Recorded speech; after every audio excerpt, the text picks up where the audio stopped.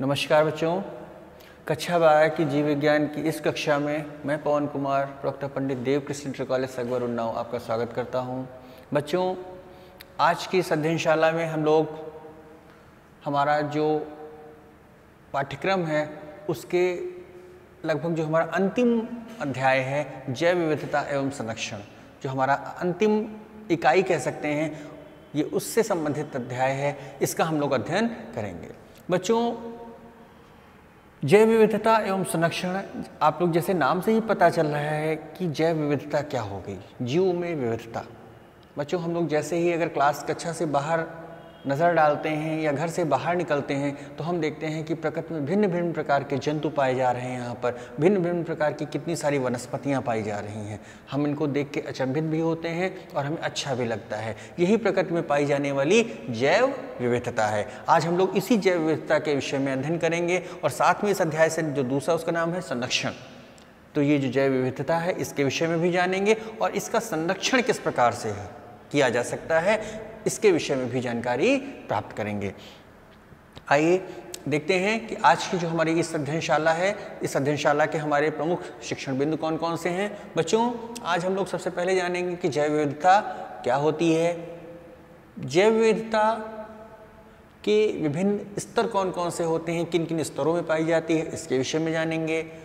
पृथ्वी पर जैव विविधता कैसी है, कहाँ कहाँ कैसी होती है, इसके विषय में जानकारी प्राप्त करेंगे। जैव विविधता के विभिन्न प्रतिरूपों के बारे में जानकारी पाएंगे। जाति विविधता का पारिस्थितिक तंत्र में क्या महत्व होता है, इसके विषय में अध्ययन करेंगे। जैव विविधता की जो क्षति हो रही है इस पृथ्वी पर लगातार, इसकी क्षति के क्या कारण हैं, इसके विषय में अध्ययन करेंगे। जैव विविधता के संरक्षण की आवश्यकता क्यों है, इसके विषय में भी अध्ययन करेंगे। जैव विविधता के संरक्षण की विभिन्न विधियाँ कौन कौन सी हैं जिनको अब हम लोग अपना रहे हैं कि जिससे जैव विविधता का संरक्षण किया जा सके, इसके विषय में अध्ययन किया जाएगा। इसके अलावा साथ में हम लोग कुछ जो संकटग्रस्त जातियां हैं, जैव विविधता के हॉटस्पॉट हैं, रेड डाटा बुक हैं, इन जो हमारे ये जो बिंदु हैं इनके विषय में भी हम लोग सूक्ष्म अध्ययन करेंगे। इसके अलावा हम लोग जो बायोस्फीयर रिजर्व हैं, राष्ट्रीय पार्क हैं, पशु विहार हैं, अभ्यारण्य हैं, ये क्या होते हैं, इनके विषय में भी आज हम लोग अध्ययन करेंगे। तो आइए शुरू करते हैं। जो हमारा पहला शिक्षण बिंदु है जैव विविधता। बच्चों, जैसा कि हम लोगों ने अध्ययन की जो शुरुआत में हमने जो बात करी कि जैव विविधता, जिसके नाम से ही ये पता चलता है कि पृथ्वी पर जो विभिन्न विभिन्न प्रकार के जीव पाए जा रहे हैं, इनमें जो विविधता पाई जाती है इसी को जैव विविधता कहते हैं। इसका जो हम लोग परिभाषा के रूप में इसका वर्णन करते हैं, आइए देखते हैं कैसे होता है।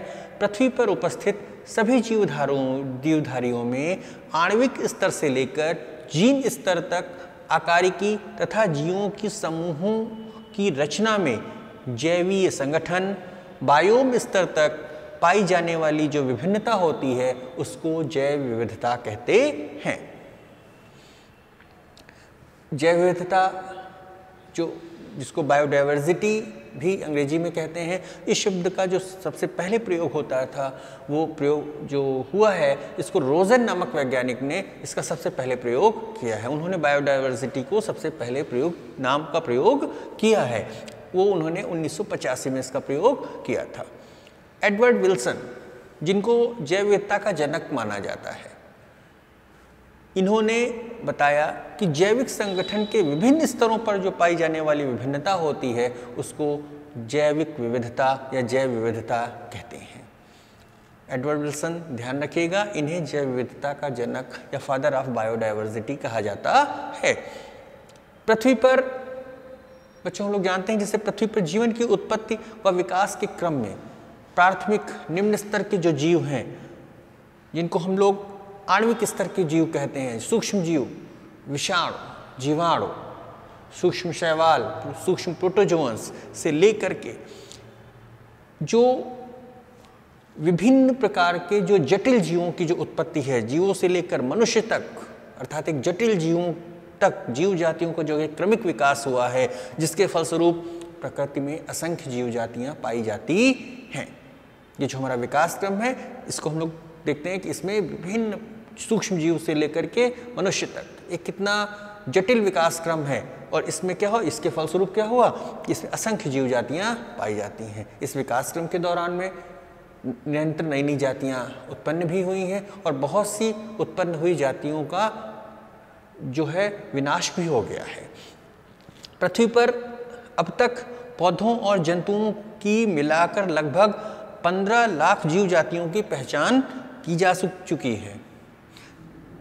ऐसा मत सोचिएगा कि पृथ्वी पर केवल 15 लाख जीव जातियां ही पाई जाती हैं। पृथ्वी पर जो पाई जाने वाली जीव जातियां हैं उनकी संख्या करोड़ों में है, पर हम लोग जो जिन जीव जातियों की पहचान कर पाए हैं उनकी संख्या लगभग 15 लाख है।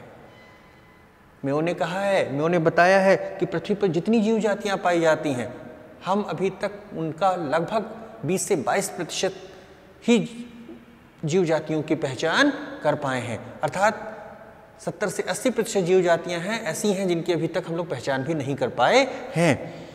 अब हम लोग जानते हैं जैव विविधता के विभिन्न स्तरों के बारे में। बच्चों, जो जैव विविधता होती है ये कई स्तरों में पाई जा सकती है, जैसे कि नंबर 1 पे हम देखते हैं आनुवंशिक विविधता, नंबर 2 पे है जातीय विविधता और नंबर 3 पे हमने बताया आपको पारिस्थितिक विविधता। आइए सबसे पहले जानते हैं कि ये आनुवंशिक विविधता क्या होती है। बच्चों, एक ही जाति अपने वितरण क्षेत्र के आधार पर आनुवंशिक स्तर पर विविध प्रकार की हो सकती है।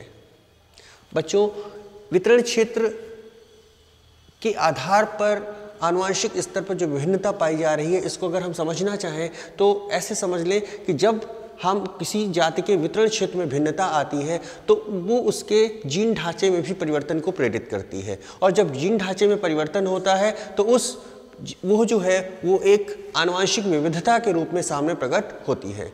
जैसा कि हम लोग जानते हैं कि जो आनुवंशिक विभिन्नता होती है वो जीनी स्तर पर परिवर्तन से संबंधित होती है, अर्थात गुणसूत्रीय ढांचे में परिवर्तन से संबंधित होती है।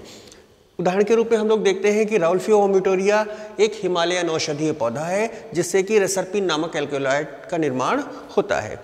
ये पौधा हिमालय के विभिन्न श्रेणी स्तरों पर उगता है, और जब ये विभिन्न स्तरों पर उगता है, अलग अलग क्षेत्रों में उगता है, तो इसमें जो रेसरपिन बनाने की जो क्षमता आती है इसमें भिन्नता आ जाती है।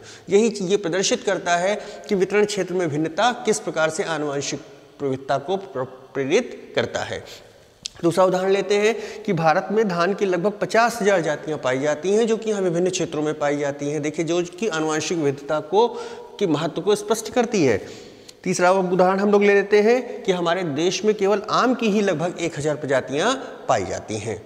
देखते हैं दूसरे नंबर पे जो हमारी जातीय विविधता होती है इसके बारे में जानते हैं। जब विविधता जाति स्तर पर पाई जाती है तो इसे हम लोग जातीय विविधता कहते हैं। क्या होती है, इसमें कैसे होता है, जैसे पश्चिम घाट में जो पाए जाने वाले उभयचर जातियां हैं इनकी जैव विविधता पूर्वी घाट में पाई जाने वाली उभयचर जातियों से अधिक होती है, अर्थात पश्चिमी घाट पूर्वी घाट की तुलना में काफ़ी अधिक उभयचर जातियां पाई जाती हैं। पश्चिमी घाट में पूर्वी घाट की तुलना में काफ़ी अधिक क्या है, जैव प्रजातियां पाई जाती हैं। ये जातीय विविधता को प्रदर्शित करने का एक उदाहरण है। तीसरा हम लोग देखते हैं पारिस्थितिक विविधता। जब जो विविधता होती है पारिस्थितिकी में परिवर्तन के कारण, पारिस्थितिकी और उसके कारक स्थान, भूमि, प्रकाश, जल, वायु, भौगोलिक वितरण या वहाँ पर पाए जाने वाले अन्य कुछ विभिन्न कारकों जिनको हम लोग जैविक कारक या अजैविक कारक कहते हैं, जब इनके कारण अर्थात पारिस्थितिक तंत्र में बदलाव के कारण जब विविधता पाई जाती है इसे हम लोग पारिस्थितिक विविधता के नाम से जानते हैं। जब विविधता पारिस्थितिक तंत्र स्तर पर मिलती है, पारितंत्र स्तर पर मिलती है, जब विभिन्न पारिस्थितिक तंत्रों जैसे वर्षा वाले स्थान, रेगिस्तानी भाग, समुद्री किनारों पर मैनग्रोव वंश, कोरल रीफ, आर्द्र भूमि आदि पर जो पाए जाने वाले जीव होते हैं, जीव जातियाँ होती हैं, उनमें जब भिन्नता प्रदर्शित होती है तो इसे हम लोग पारिस्थितिक विविधता के नाम से जानते हैं। आइए बच्चों, अब हम लोग जानते हैं पृथ्वी पर जैव विविधता। IUCN यहाँ पर लिखा हुआ है, क्या है इसका फुल फॉर्म पहले देख लेते हैं। International union for conservation of nature and natural resources. International union for conservation of nature and natural resources, ये एक IUCN इंटरनेशनल अंतर्राष्ट्रीय संस्था है। जो हमारी जैव विविधता को संरक्षित करने का पर प्रयासरत है, संरक्षित करने का कार्य करती है। इसने क्या बताया है, इसके अनुसार जो डाटा एक पेश किया गया, जो आंकड़े प्रस्तुत किए गए उसके अनुसार क्या है, पृथ्वी पर 15 लाख से अधिक जैव जातियां पाई जाती हैं जिनकी पहचान अर्थात जिनकी पहचान की जा चुकी है, किंतु अभी भी बहुत सी प्रजातियां ऐसी हैं जिनकी खोज अभी बाकी है। कुल जो ज्ञात प्रजातियां हैं अर्थात जिनको हम लोग पहचान कर चुके हैं 15 लाख प्रजातियों में, उनमें 70% जो प्रजातियां हैं वो जंतु हैं जिनकी पहचान की गई है, 22% जातियां वनस्पतियों की हैं और 5 से 7% प्रजातियां कवकों की हैं जिनकी पहचान की जा चुकी है। जंतु जातियों की जब बात हम करते हैं तो उन जंतु जातियों में सबसे बड़ा जो वर्ग होता है, जैसे आप लोग जानते हो कि जंतु जातियों को बहुत सारे वर्गों में विभाजित किया गया है, जो कि जो सूक्ष्म जीव हमारा प्रोटिस्टा अर्थात प्रोटोजोआ से शुरू होता है। प्रोटोजोआ है, पोरीफेरा है, सिलिंट्रेटा है, एस्केहेलमिंथिस है, निमेटेहेलमिंथिस है, एनलिडा है, आर्थ्रोपोड हैं, मोलस्कन्स हैं, उसके बाद कॉर्डेटा है। तो ये इस प्रकार हम देखते हैं विभिन्न प्रकार के जो ये वर्ग हैं। तो इसमें जो सबसे बड़ा वर्ग जो होता है हमारे आर्थ्रोपोड अर्थात कीट वर्ग जो है वो सबसे बड़ा है, जो आर्थ्रोपोडा के अंतर्गत आता है, जिसके अंतर्गत कुल जंतु जातियों का लगभग 70% आता है, जिनकी संख्या लगभग 10 लाख के आसपास है। अर्थात 10 लाख प्रकार के लगभग आर्थ्रोपोडन्स कीट वर्ग के जीव जंतु इस पृथ्वी पर पाए जाते हैं जिनकी पहचान की जा चुकी है। जब हम लोग भारत की जैव विविधता की बात करते हैं तो देखते पाते हैं कि जो भारत है, भारत देश हमारा जहाँ पे हम लोग रहते हैं, इस देश में जो जैव विविधता है इसका स्तर बहुत ही प्रबल है। यहाँ पर यदि हम कुल भूमि की बात करें तो यहाँ विश्व की कुल भूमि का लगभग 2.4% पाया जाता है। अर्थात जितनी कुल भूमि का जो क्षेत्रफल है पूरे विश्व की, उसका 2.4% भाग जो है भारत के अंतर्गत आता है। किंतु यहाँ पर जो जैव विविधता का स्तर हम बात करते हैं कि यहाँ पे जो जैव विविधता पाई जाती है ये विश्व की पाई जाने वाली कुल जैव विविधता की लगभग 8.1% है, जो कि लगभग मान लीजिए कि लगभग क्षेत्रफल के हिसाब से हमारे यहाँ 3 गुने से भी ज़्यादा जैव विविधता पाई जाती है पूरे विश्व की तुलना में। अर्थात हमारा जो देश भारत है ये जैव विविधता की दृष्टि से बहुत ही संपन्न देश है। आइए देखते हैं, एक चित्र हमने यहाँ पर दिखाया है आपको बच्चों, जो चित्र एक नॉन कॉर्डेटा है, एक कॉर्डेटा है। 2 समुदायों को दिखाया। नॉन कॉर्डेट्स के अंतर्गत हमारे प्रोटोजोआ से शुरू होकर के आर्थ्रोपोडा तक सारे जीव जंतु इसके अंतर्गत आते हैं, और कॉर्डेटा के अंतर्गत हमारा कॉर्डेटा समूह आता है। तो इसमें हम देखते हैं कि जो नॉन कॉर्डेटा है इसमें देखते हैं जो इसके लगभग 10,25,000 प्रजातियाँ जो हैं लगभग कीट वर्ग की हैं, 70,000 प्रजातियाँ मोलस्कन्स हैं जिनकी पहचान हो चुकी है, क्रस्टेशियंस की लगभग 42,000 प्रजातियों की पहचान हो चुकी है, और अन्य लगभग 1,10,000 प्रजातियां अन्य के अंतर्गत आती हैं। कीट वर्ग की जब बात करते हैं तो लगभग एक बीटल नामक कीट होता है जिसकी लगभग 3 लाख प्रजातियां इस धरती पर पाई जाती हैं। आश्चर्य की बात होगी, चींटी की लगभग 20,000 प्रजातियां इस धरती पर पाई जाती हैं। कॉर्डेटा की बात करते हैं तो इस कॉर्डेटा में जो हमारा मत्स्य वर्ग है, जल में पाई जाने वाली जो मछलियों का वर्ग है, इसमें लगभग 27,000 प्रकार प्रजातियां पाई जाती हैं। पक्षी वर्ग में लगभग 9,700 प्रकार के पक्षी पाए जाते हैं, लगभग 7,000 प्रकार के सरीसृप हैं। उभयचरों की संख्या लगभग 4,750, लगभग 5,000 के आसपास उभयचरों की संख्या है, और स्तनधारी लगभग 4,650 अर्थात 4,500 से कुछ ज़्यादा जो प्रजातियां हैं वो स्तनधारियों की पाई जाती है। ये हमारा जो एक वितरण है कॉर्डेटा और नॉन कॉर्डेटा में जैव विविधता का, इसको आप लोग यहाँ से देख सकते हैं। आइए अब हम लोग अध्ययन करते हैं जैव विविधता के विभिन्न प्रतिरूपों के बारे में। बच्चों, पृथ्वी पर जो जैव विविधता है इसका वितरण एक समान नहीं है, इसका अध्ययन जो होता है कई रूपों में हम लोग कर सकते हैं। नंबर 1 पे हम देखते हैं अक्षांशीय प्रवणता क्या होती है। इस भूमंडल पर भूमध्य रेखा के समीप सबसे अधिक जैव विविधता पाई जाती है। भूमध्य रेखा क्या होती है, जो पृथ्वी को 2 भागों में विभाजित करती है। मध्य से जाने वाली जो पृथ्वी की रेखा है उसको भूमध्य रेखा कहते हैं, और इस भूमध्य रेखा के जो आसपास का क्षेत्र होता है वहाँ पर जैव विविधता सबसे अधिक होती है। जैसे जैसे भूगर्भ भूमध्य रेखा से हम ध्रुवों की ओर बढ़ते हैं जैव विविधता कम होती जाती है। भूमध्य रेखा के 23.5 डिग्री जो उत्तर से लेकर 13.5 डिग्री दक्षिण का जो क्षेत्र होता है यहाँ पर जैव विविधता सबसे अधिक होती है। पृथ्वी पर जैव विविधता की जो मात्रा होती है उसमें जो कमी देखने को मिलती है वो ध्रुवों पर मिलती है। जो ध्रुव होते हैं, जो हमारे उत्तरी ध्रुव हैं और दक्षिणी ध्रुव हैं, यहाँ पर जो जैव विविधता होती है इसकी मात्रा काफ़ी कम होती है। भूमध्य रेखा पे सबसे अधिक और ध्रुवों पर सबसे कम।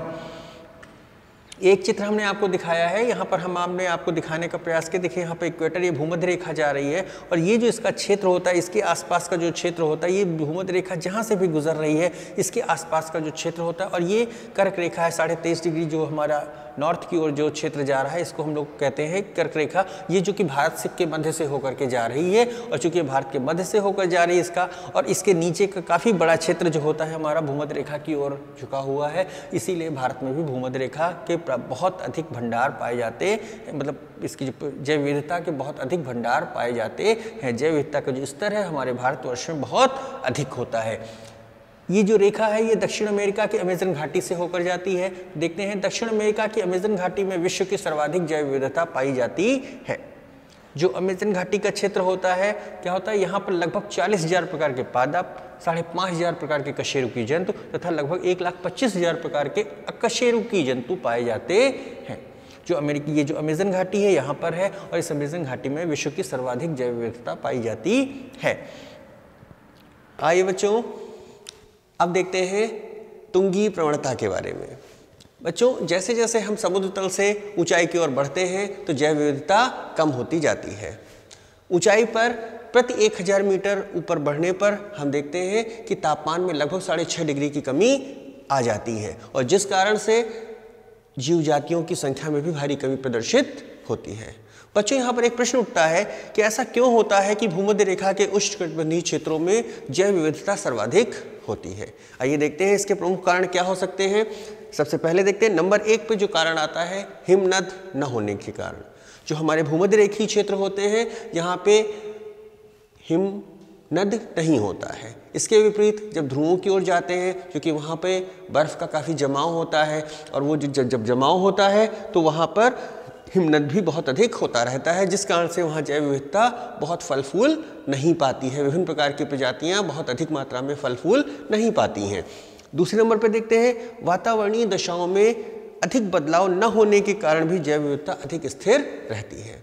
बच्चों, हम लोग जानते हैं कि जो हमारा भूमध्य रेखीय क्षेत्र होता है, यहाँ का जो वातावरण होता है ये बहुत अधिक परिवर्तित नहीं होता है, सामान्य वातावरण रहता है, और इस कारण से यहाँ पर जो वनस्पति एक ऋतु में उत्पन्न होती है वो अगली ऋतु को भी सहन करने की क्षमता उसके अंदर उपस्थित हो जाती है, और उसको वो धारण कर लेती है, और इस कारण से उस जो विपरीत परिस्थितियों की भी वो आसानी के साथ ग्रहण कर लेती है और उसको पार कर जाती है, क्योंकि इनमें वातावरणीय जो दशाएं होती हैं उनमें बदलाव कोई बहुत अधिक नहीं होता। इसके ठीक विपरीत जब ध्रुवों की ओर जाते हैं तो वहाँ पे जो वातावरणीय दशाओं में बदलाव बहुत अधिक हो सकता है, और इस कारण से जैव विविधता बहुत अधिक नहीं पाई जाती है।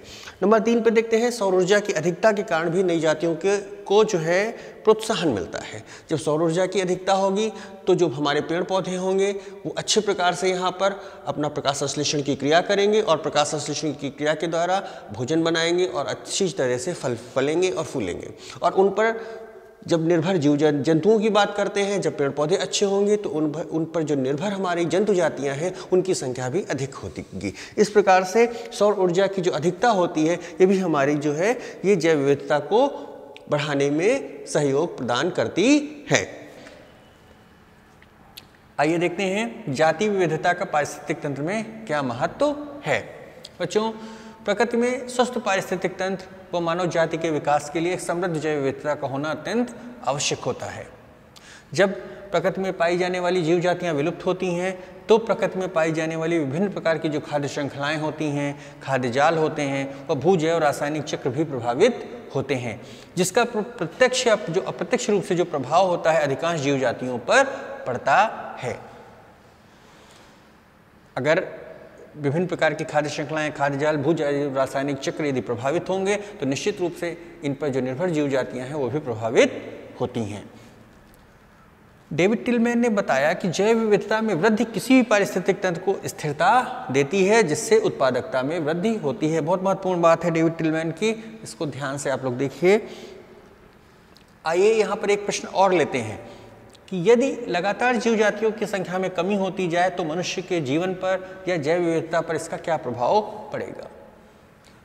इस प्रश्न के जब हम उत्तर की बात करते हैं तो निश्चित रूप से प्रभाव पड़ता है, और इसका जो प्रभाव हम देखते हैं तो इसको हम लोग एक प्रयोग के द्वारा, जो स्टैनफोर्ड के जो पारतंत्रविद थे पॉल एहरलिख, इन्होंने एक प्रयोग किया था, इसके माध्यम से हम आपको इसको समझाने का प्रयास करते हैं और आप लोग इसको अध्ययन करिए। कि पॉल एहरलिख ने एक संकल्पना दी थी जिसे रिबेट पोपर परिकल्पना के नाम से जानते हैं। इन्होंने इसमें बताया कि इन्होंने एक वायुयान से इसकी तुलना करते हुए जैव विविधता की इसकी अपनी परिकल्पना को प्रस्तुत किया था। इन्होंने वायुयान को कहा कि ये एक पारिस्थितिक तंत्र है जिसमें जैव विविधता है। वायुयान को के जो विभिन्न भाग होते हैं उनको जो जोड़ने के लिए कुछ एक प्रयोग किए जाते हैं जो उनको रिबेट्स कहते हैं। जो रिबेट होते हैं वायुयान को जो विभिन्न भागों को जोड़ने के लिए एक नेट बोल्ट के रूप में आप इनको समझ सकते हैं। जो नेट बोल्ट्स हैं उनको उन्होंने रिबेट कहा, और उन्होंने बताया कि एक वायुयान अर्थात पारिस्थितिक वायुयान रूपी पारिस्थितिक तंत्र जो है कि जो विभिन्न भाग होते हैं अनेक रिबेट, मतलब जो रिबेट की तुलना उन्होंने किससे की? जैव जातियों से की। विभिन्न प्रकार की जैव जातियों के मिलने से जैसे एक पारिस्थितिक तंत्र का निर्माण होता है, किस प्रकार से? ठीक उसी प्रकार से जिस प्रकार से अनेक विभिन्न भागों को एक रिबेटों के द्वारा जोड़कर एक वायुयान का निर्माण किया जाता है। तो ये जो रिबेट्स होते हैं जैव जातियों से जोड़कर इनको बनाया गया है।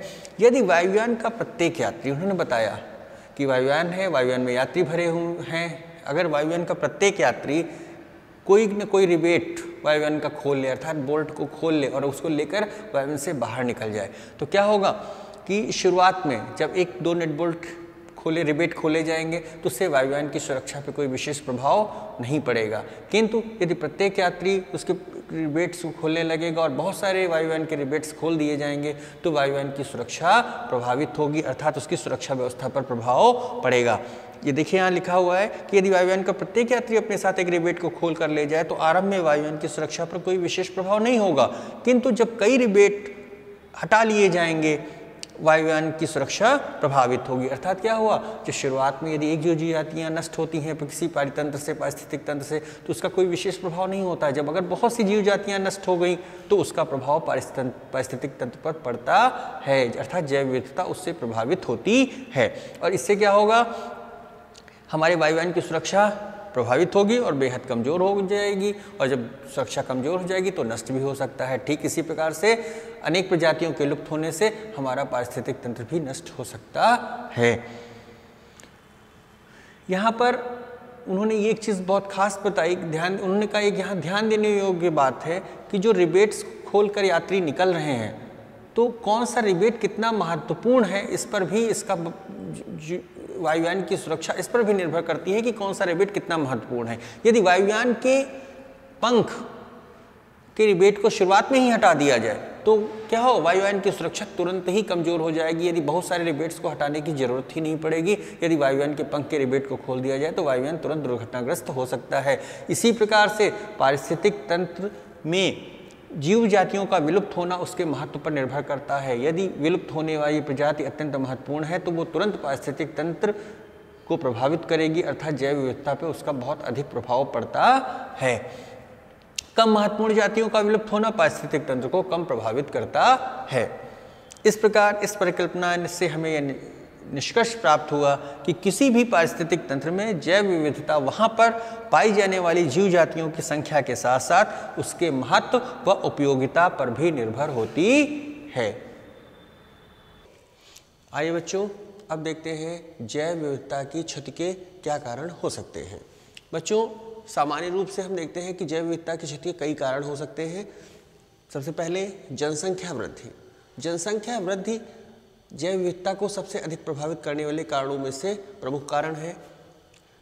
इधर के हम 20 वर्षों में देखते हैं कि जनसंख्या वृद्धि के कारण लगातार जो मनुष्य की आवश्यकताएं हैं वो दिन प्रतिदिन बढ़ती जा रही हैं, जिसके कारण से जो वनों का कटाव है वो बहुत तेजी के साथ बढ़ा है, और परिणाम स्वरूप इधर के जो 20 वर्ष हैं इसमें जो वन संपदा का क्षेत्रफल है वो 22% से घटकर 18% रह गया है। दूसरा नंबर पे हम देखते हैं शिकार। शिकार भी जैव विविधता की क्षति का एक प्रमुख कारण है। मनुष्य जीवों की खाल, नाखून, दांत आदि की प्राप्ति के लिए निरंतर शिकार करता रहता है, जिस कारण से कई जीव जातियों के अस्तित्व को खतरा उत्पन्न हो गया है। इसमें से प्रमुख रूप से है जैसे शेर है, हाथी है, हिरण है। कस्तूरी की प्राप्ति के लिए हिरण का शिकार होता है, गैंडा की खाल को प्राप्त करने के लिए गैंडा का शिकार हो रहा है, जिसके कारण से जैव विविधता प्रभावित हो रही है। तीसरे नंबर पर देखते हैं भोजन। मनुष्य या विभिन्न जीवों के द्वारा जो भोजन की प्राप्ति के लिए या भोजन के रूप में विभिन्न प्रजातियों का उपयोग किया जाता है, जिसके कारण से अनेक जीव जातियों के सामने जो है उनके अस्तित्व का खतरा उत्पन्न हो गया है। चौथा है विदेशी जातियों के आक्रमण के कारण। बच्चों, हम लोग देखते हैं कि कुछ विदेशी जातियां ऐसी होती हैं, यदि उनको हम अपनी देशी प्रजातियों के साथ रखते हैं तो उनके कारण भी हमारी जो प्रजातियां होती हैं उनके अस्तित्व को खतरा उत्पन्न हो जाता है, वे हमारी प्रजातियों को नष्ट करने लगती हैं। जैसे कि अफ्रीकन कैटफिश को जब भारत में लाया गया तो उसने को लाया तो गया था लाभ की दृष्टिकोण से कि उससे हमारे यहाँ मछलियों के व्यापार को प्रोत्साहन मिलेगा, किंतु उसने जो है हमारी जो मूल मछलियों को खाना शुरू कर दिया, जिस कारण से हमारी जो यहाँ की देशी मछलियाँ थी उनके अस्तित्व को खतरा उत्पन्न हो गया। नंबर 5 पे देखते हैं सह विलुप्तता के कारण। बच्चों, किसी भी पारिस्थितिक तंत्र में हम लोग देखते हैं कि एक जीव जाति किसी दूसरी जीव जाति पर निर्भर होती है और उन्हीं के साथ में अपना जीवन यापन करती है। यदि कोई जीव जाति नष्ट हो जाती है तो उस पर जो आश्रित जीव जातियाँ होती हैं उनके अस्तित्व को भी खतरा उत्पन्न हो जाता है। यही कारण है कि इसे ही हम सह विलुप्तता कह सकते हैं। नंबर 6 पे देखते हैं बच्चों प्रदूषण के कारण। आज के समय में प्रदूषण हमारी जैव विविधता के लिए एक बहुत बड़े खतरे के रूप में सामने आ रहा है।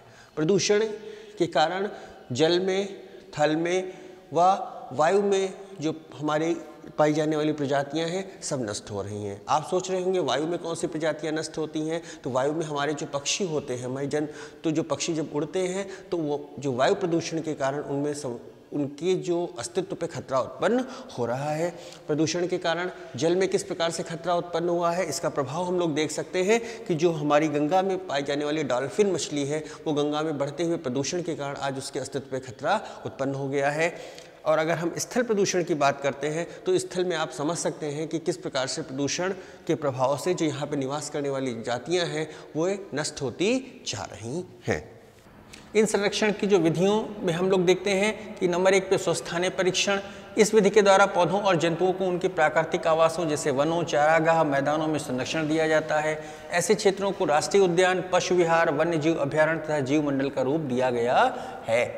भारत में आपको ध्यान देने वाली बात है, भारत में 90 राष्ट्रीय उद्यान हैं, 14 जीव मंडल संरक्षित क्षेत्र हैं तथा 448 वन्य जीव अभ्यारण्य बनाए गए हैं या हैं।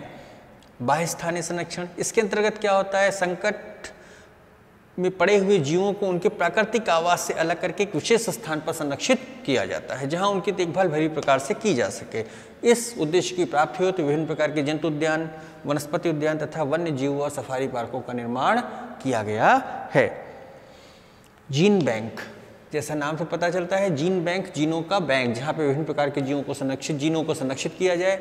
जीन बैंक में महत्वपूर्ण पौधों के जर्म प्लाज्म को सुरक्षित रखा जाता है। इसमें बीज, अंडे, कोशिकाएं, परागकण आदि को सुरक्षित किया जाता है।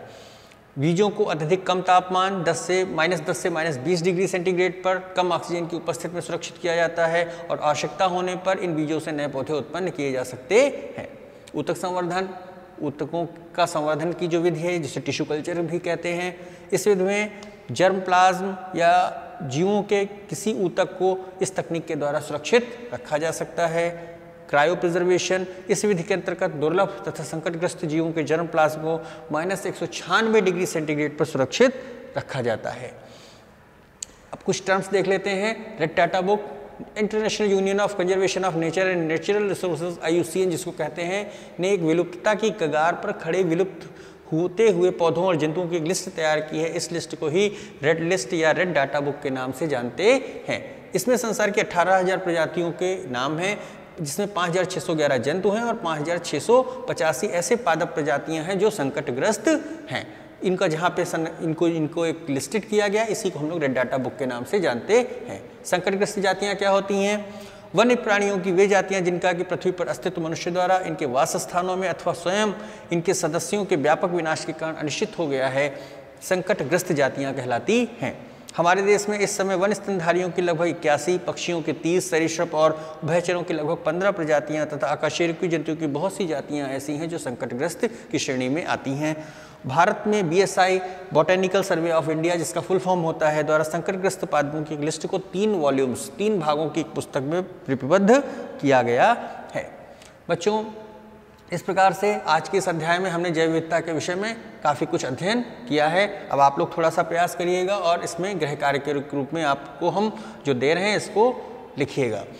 कुछ प्रमुख शब्दों के पूरे नाम लिखिए, जैसे IUCN, WWF, ZSI और BSI। दूसरा प्रश्न है आपका, आप अपने आसपास पाए जाने वाले अन्य ऐसे कुछ वन्य जीव या पादपों का अध्ययन कीजिए जो और उनकी सारणी बनाइए जो कि विगत वर्षों में बहुत संख्या में, पहले वर्षों में बहुत अधिक पाए जाते हैं, किंतु अब धीरे धीरे इनकी संख्या में कमी हो रही है। इनका आप एक लिस्ट तैयार करिए और इसको बताइए। भारत की प्रमुख संकटग्रस्त जातियाँ कौन कौन सी हैं, इनके आप लोग नाम बताएं। जैव विविधता का संरक्षण क्यों आवश्यक है, इसके महत्व को अपने आप शब्दों में स्पष्ट कीजिए। बहुत महत्वपूर्ण चीज़ है, आपको इसको विधिवत लिखना है। भारत में पाए जाने वाले प्रमुख राष्ट्रीय उद्यान कौन कौन से हैं, इनको आप लोग इनके आप नाम बताइए और यह बताइए कि भारत के किस राज्य में स्थित हैं। इसी के साथ आज का ये अध्याय यहाँ पर इसको विराम देते हैं। धन्यवाद।